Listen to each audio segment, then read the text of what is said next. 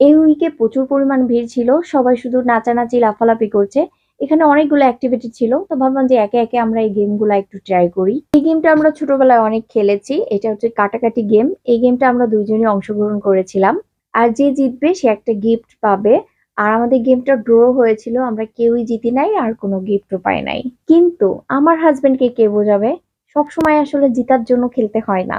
কিছু সময় আসলে ইচ্ছা করেও হেরে যেতে হয়।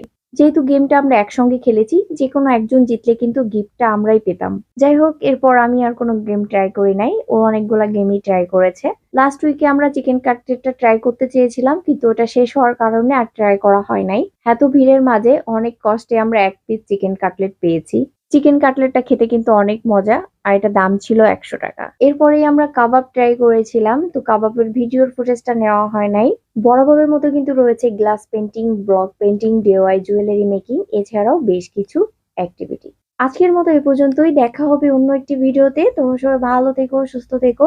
ভিডিওটি দেখার জন্য সবাইকে অসংখ্য ধন্যবাদ। আল্লাহ হাফিজ।